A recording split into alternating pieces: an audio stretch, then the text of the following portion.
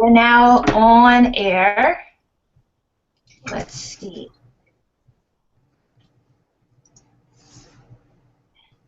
I'm going to take a minute for it to populate on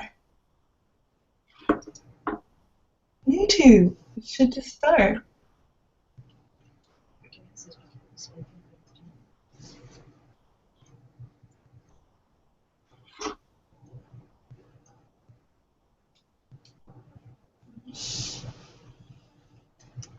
I'm going to do that so she can.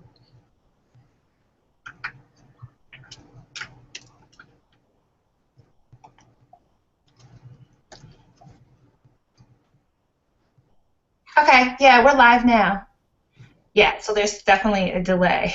It's going to be a little weird, but we shall get through this. Hi, guys. I'm sure people are joining with us now. So we are doing a live Q&A with the founder of African Ancestry, Gina Paige, as part of my Smartbrowngirl Q&A series.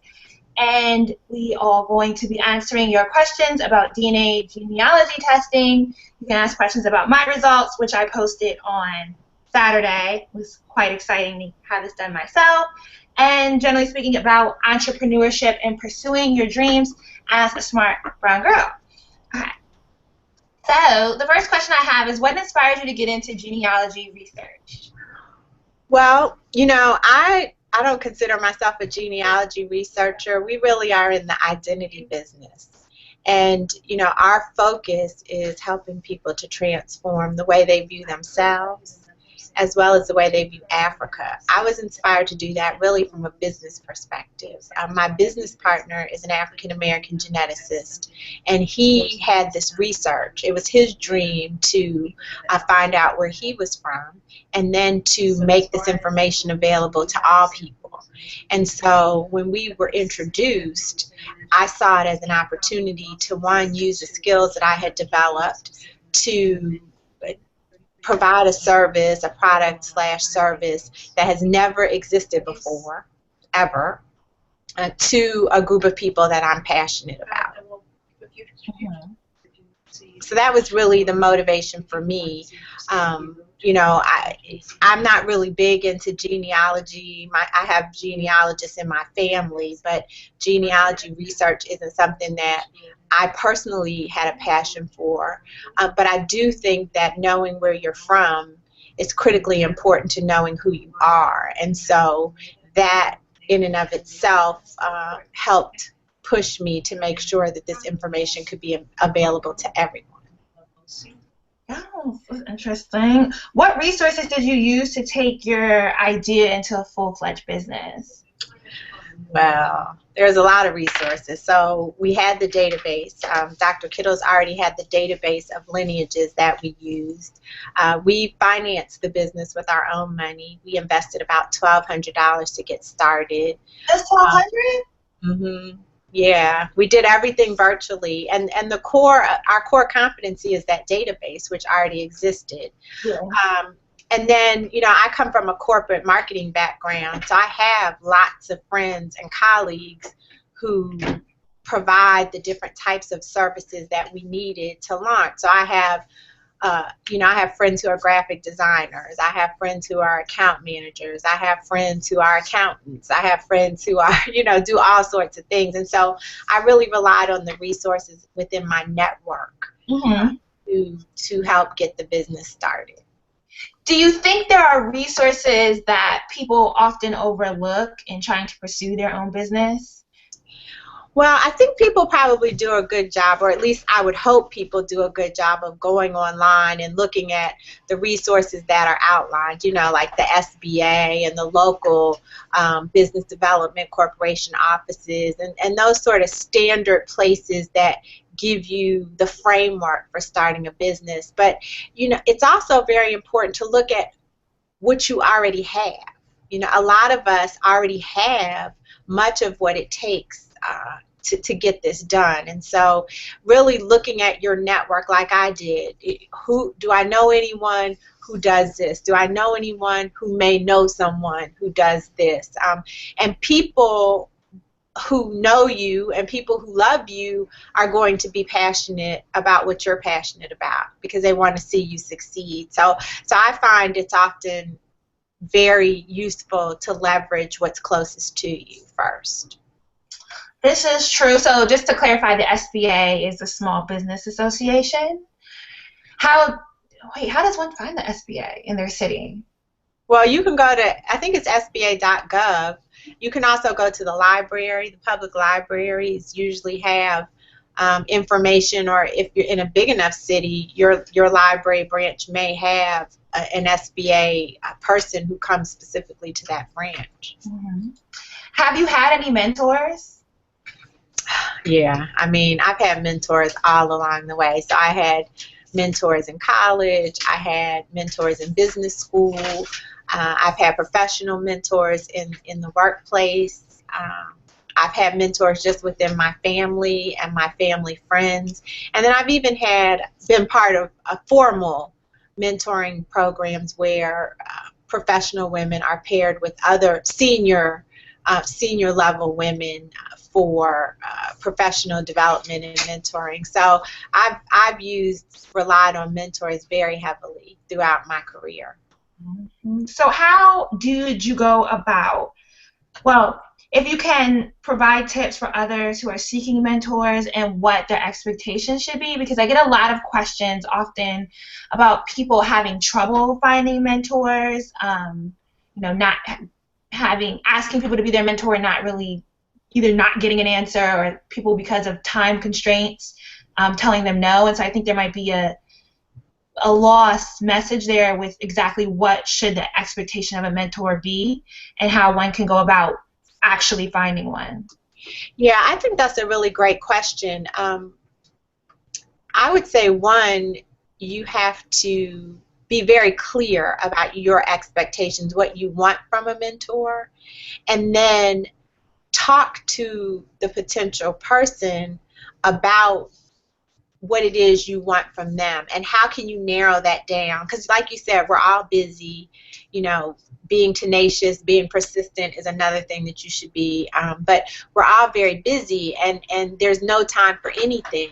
But if you're asking a specific thing of a person, it's much easier. Like, let me think of an example. I'll use corporate America that's the first thing that comes to my head, because Lord knows we need mentors when we're in those situations. But I need help navigating my workplace because I'd like to position myself for a promotion.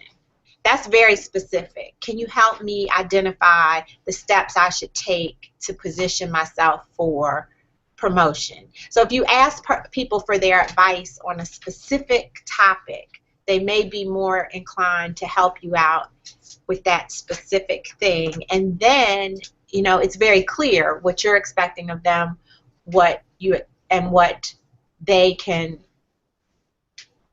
expect to deliver. And then I think that might help sort of lay the foundation for a relationship. I think it's important to be accountable. So if you do find a mentor, making sure that you follow up when you say you're going to follow up how you say you're going to follow up, making sure that you make it as easy as possible for them to guide you, because again, they're doing you a favor in some sense. They're sharing part of their precious limited time resource, and so you want to make it as easy as you can for them. And then the last thing, which I actually said first probably, is being persistent. There are times when I want to help people and I'm just so busy that I forget, or it slides down on my to-do list. And just a gentle reminder, hey, have you had a chance to look at what I sent you? Just very gentle reminders are very helpful, and I appreciate them. True. With regards to African ancestry, how have you overcome criticism about the validity of your testing? We've overcome criticism about the validity of our testing with our science. I mean, our work has been peer-reviewed. Our scientific director is a world-renowned geneticist, and so our results speak for themselves, and our research and preparation speaks for itself. One of the things I do, though, is try to really get at the real criticism, because often the criticisms about validity aren't coming from a place of really criticizing the validity. Those people tend to not see any validity in the idea of black and brown people knowing where they're from. And so I try to address what's at the core of the criticism often, rather than the actual criticism itself. Can you talk briefly about what the actual testing that African Ancestry does is, and kind of end it with what the best options are for someone who's looking for like the full scope of their family history? Well, the thing is, Jouelzy, is that there isn't one test out there that's going to tell everybody everything they want to know. With the proliferation of shows and the popularity of the PBS series and Who Do You Think You Are and all of that, the lines have gotten blurred. People see something on TV and think that they can go to one test and get all those answers, and they can't. There's not one test that's going to give you your family tree, plus where in Africa you come from, plus a mix of what different ancestries you have. Each company offers some portion of that, but no one company can give you all of that at once. So what we offer, and our main products are two. There's a maternal test called the matriclan test. That looks at one branch of your family tree. That's it. It's not looking at everybody in your family. It's looking at one branch, your mother's mother's mother's mother's mother's mother. And it identifies where in the world that ancestry is found, when the ancestry is African. We are still the only company that can place that ancestry in a present-day country as well as an ethnic group, as you saw from your results. Mm-hmm. Those results are the same for everyone on that branch of the family tree. So your children, your grandchildren, your brothers and sisters, your mother, your aunts, your uncles, your cousins, your grandmother, everybody in the family reunion who comes from that branch of the family tree shares those results. The second test that we offer is the patriclan test. It traces a paternal line, father to father to father to father on back, and the time frame for our analyses is 500 to 2,000 years. And again, looks at where in the world it's found, when it's Africa, gets super specific. We offer a third test, which is an admixture test, and that doesn't look at a single branch of your family tree. It looks at your entire genetic family tree, if you will, and tells you what percentage of different ancestries you have. But that test that we offer isn't specific beyond continental breakdown. So it's sub-Saharan African, it's European, it's Asian, it's indigenous American. It's not going to tell you Nigeria, Angola, France, Italy. It doesn't get that specific. So we are the most beneficial for someone who believes they have African ancestry in their family and knows, has an idea of where that African ancestry is found in terms of their mother's line or their father's line, and wants to know where specifically in Africa that ancestry is found. What about for those of us wondering about our Native American ancestry? For those of you wondering about your Native American ancestry, our test can confirm that Native American ancestry exists if it's there, but we don't have a database of Native American lineages, so we can't provide you with whether it's Choctaw or Seminole or whatever. And what I'll tell you too is that when we trace maternal lines, the people who take our test primarily are people of African descent, we only find Native American ancestry in about 2% of the cases. On the maternal line. So we really don't find Native American ancestry as much as our family folklores would lead us to believe that it exists. So I, as a female, because I took your matriarchal, that's what it's called, right? I took Matriclan. Matriclan. I took the Matriclan one. I took the DNA link as well, but I didn't get the results for that. Okay. My DNA mix? Yeah. I think you emailed them, but I haven't gotten the email. So we could talk about that later. Okay. I was more concerned about the African. Okay. And because we had this interview coming up, I wanted to get, those are the results that I wanted to tell everyone. But as a female, if I believe the Native American is on my father's side, or I believe anything is on my father's side, would any portion of the, I know the Matriclan isn't going to tell me, but would my DNA mix tell me? Your DNA mix will tell you if you have any Native American. On either side. All right. But it won't tell you where. So let's say you come back with 10% Native American ancestry. Mm-hmm. It's not going to tell you whether it's on your mother's side or your father's side. Okay. None of these tests do. No company's admixture test will tell you that. You just will know that 10% of your family tree is Native American, but you have no way of parsing out the tribe or where in your family it falls. How is African Ancestry different from a 23andMe or Ancestry.com testing?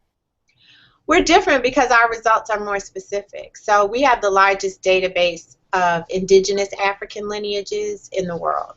We have over 33,000 lineages, which is what enables us to get very specific. The other companies have not publicly, at least to my knowledge, publicly disclosed the size of their African lineage sample sizes. And so, but from what we know from, sort of behind the scenes stuff, that their databases pale in comparison. There are several other ways that we're different. That's the major way. The second way is that we're Black owned. They're not. The third way is that we have a world-renowned scientist who happens to be African American and is an expert in African lineages. Neither of the other companies has a single African American geneticist on their staff. The other thing is that while we're privately held, just Dr. Kittles and I own the company, and we have never taken any outside investments to grow the company. Ancestry.com was bought by a private equity firm for like $600 million a few years ago. And DNA testing isn't their primary line of business. So their primary line of business is their subscription-based service, offering you access to government records, so you can research your genealogy. And the DNA portion is really something that they subsidize at a very low cost to the consumer to bring you into their family.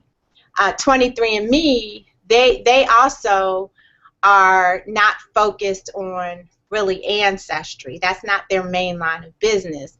They are trying to build a repository of DNA from their consumers so that they can research it and provide research to, whoever down the line. So we remain solely focused on helping people of African descent understand their roots. All right, so I have one last question, and then I think we're scheduled to end at 3:30, but if it's okay, we'll do 10 extra minutes so we can keep the audience, because there's questions in the box. Was I talking too much? No, it's fine. I think everyone's interested in what you have to say, so it's cool.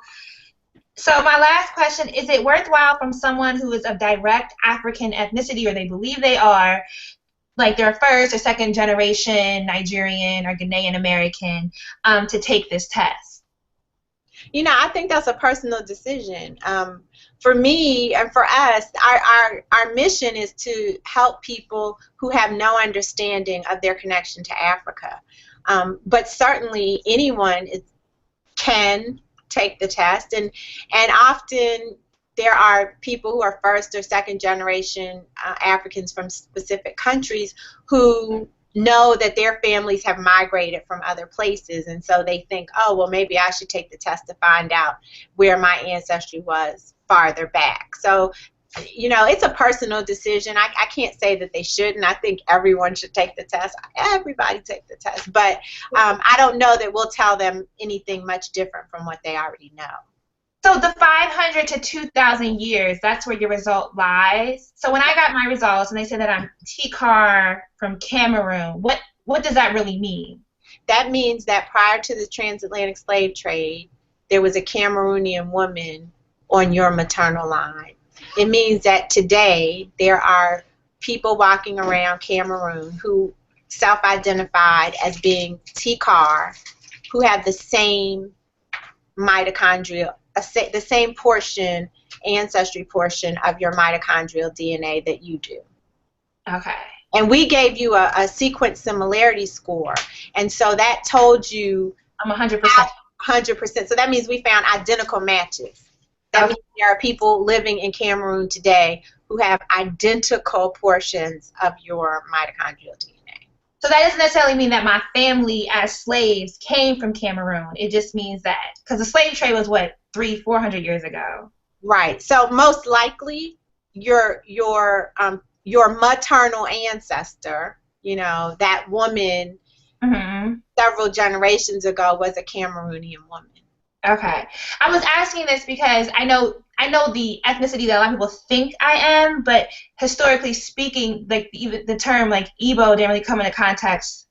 Like 500 years ago, that wasn't a term that was used. So I'm wondering how the kind of ethnic identities that are available to African Americans break down to ethnicities that we know of today, or how people identify ethnically today. Right. And so our database, that the African lineage database that we use, was compiled. It's starting in the early 90s. Okay, those people were people who self-reported as being their families being indigenous to that country and belonging to that ethnic group. Okay. So, you know, what we're giving you is very based on terms that are used today and they're living there today. Exactly. So we're going to take some comments from the audience. Thank you guys for tuning in. I love all my smart brown girls and guys. Somebody, Miss Friday 21, wants to know if the test is only available in the USA because she's in the Netherlands, and a good swath of my audience is not in America.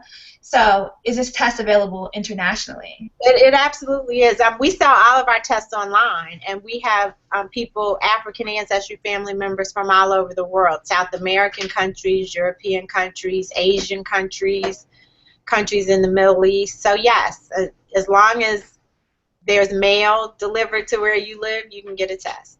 All right, I know in America certain states have a DNA restriction for DNA being sent via the mail. We haven't experienced any problems with that. When I did my 23andMe test, I could not mail it back in the state of Maryland. I didn't think about that because I live in Texas, so I can mail it back. But I know that because I lived on the Maryland border when I was in D.C. Okay. So I've gotten this, Rage Monster is asking, and quite a few people commented on the video that I put up, that they don't have any living male family members. So they can't do. Rage Monster is specifically asking that if she can still do the paternal testing. You definitely need, so you don't have to necessarily have living male family members. So if there's no, if your father's not living, or he didn't have any brothers who had sons, or you don't have any brothers, if you've exhausted all of the possibilities, if your father had sisters who had children, you could trace your father's mother's line. So you could still get some sense of ancestry on your father's side. It would just be through your grandmother and not through your grandfather, if that makes any sense. Oh, so you could have a grandparent on your paternal side take the test. Well, no. So you need to trace maternal ancestry, you need a descendant of your grandmother. So that could be your father or any of his sisters or brothers. Okay. It could be your father's sister's children. Okay. They're available. The father's side of the family. Right. Okay. This once you start building out the branches, it gets real like. Oh yeah, it does. And we're happy to talk to anybody through email or by phone if they have questions about, who's living today that can take the test. And would be worthwhile for results that pertain to them. So quite a few questions about what made you get into this, but we talked about that at the beginning, so you guys can scroll back once the whole Q&A is over and check out that response.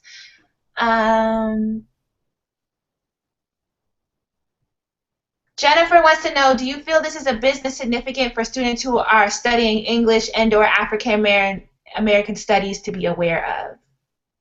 Absolutely. In fact, I just did a presentation yesterday at Rutgers University in Newark, New Jersey, their Newark campus, and it was sponsored in part by the Africana Studies Department. And the 5 students took the test. They won the test through a contest, and we revealed their results. And it was fascinating, the responses. I mean, everybody in the whole place was excited. There were African students there to help celebrate with the American students who were finding out, and it offers another form of connection, right? So now you have a different kind of connection with people that you've been going to class with that you had no idea even existed. It's an awesome opportunity for us to look at each other differently. This really helps to spark a new type of conversation.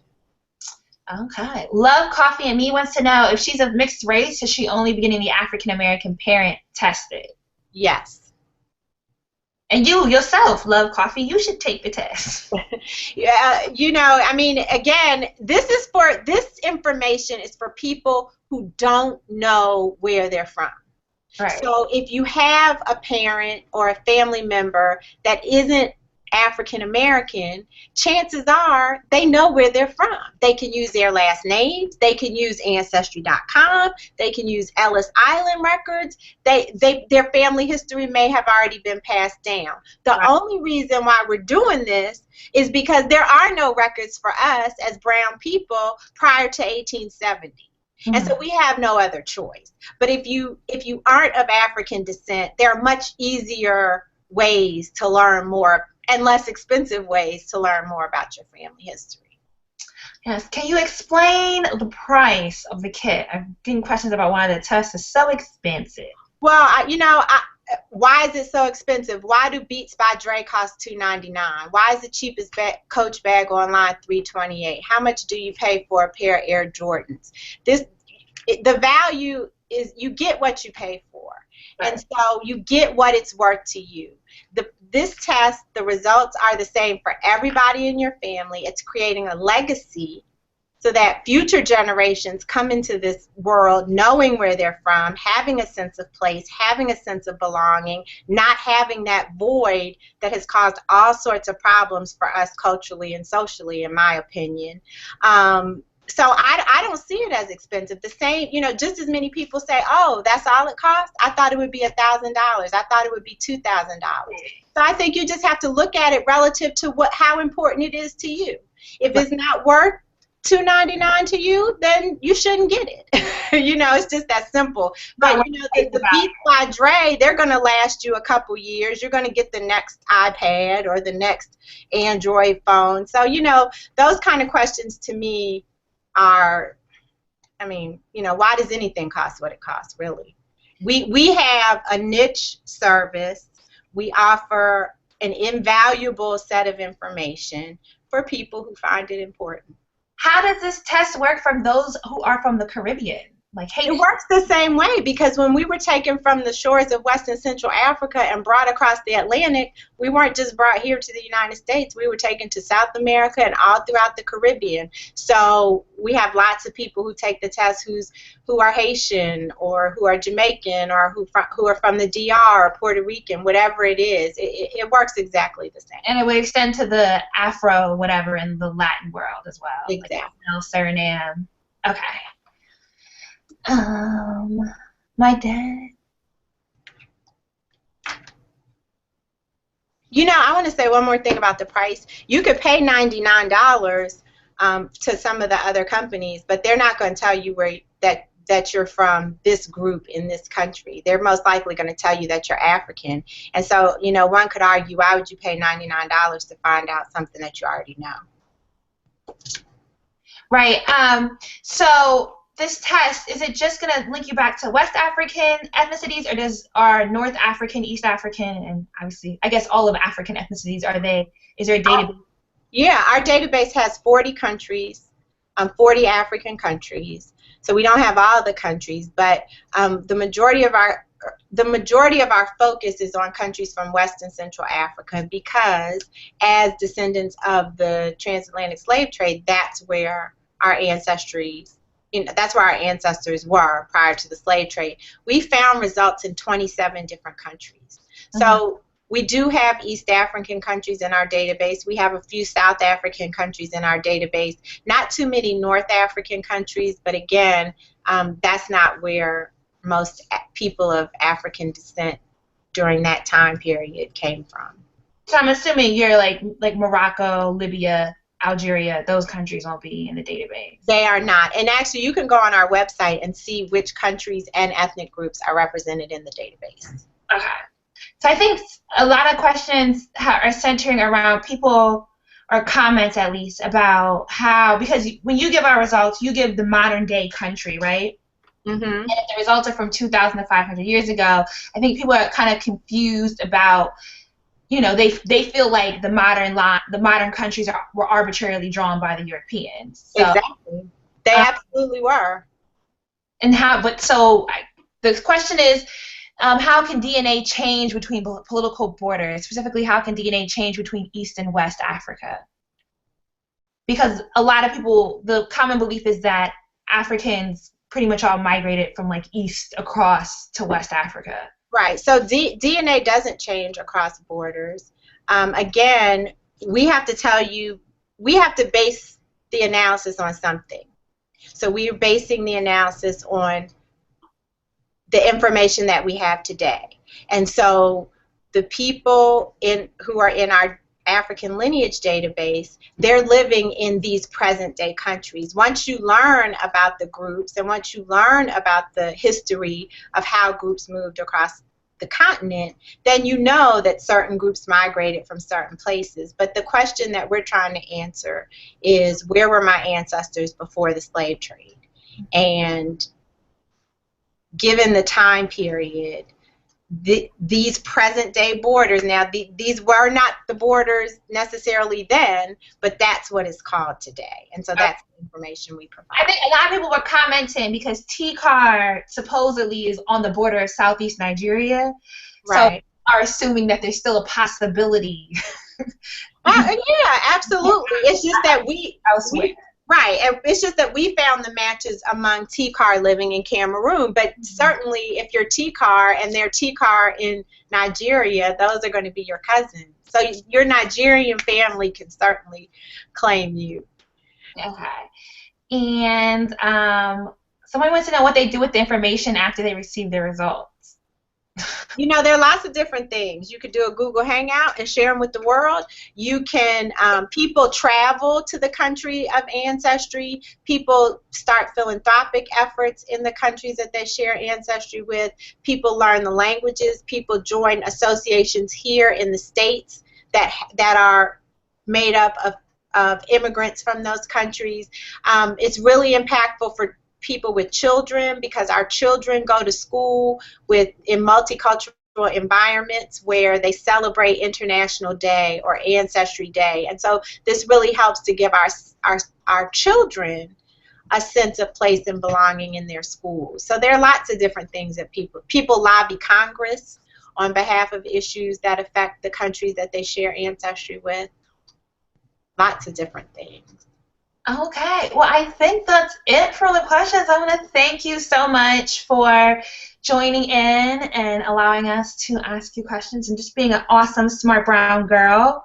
I think I'm going to have my dad take it to trace both his maternal. I really am going to take my brother to do it, but now that I've talked to you, it's like, okay, my dad will do it, and then I can have a comprehensive look at my family. This is really interesting. I love it. Good. Well, thank you for having us and sharing this with the other smart brown girls and guys around the world. And anybody who has any questions that weren't answered, please feel free to shoot us an email or give us a call.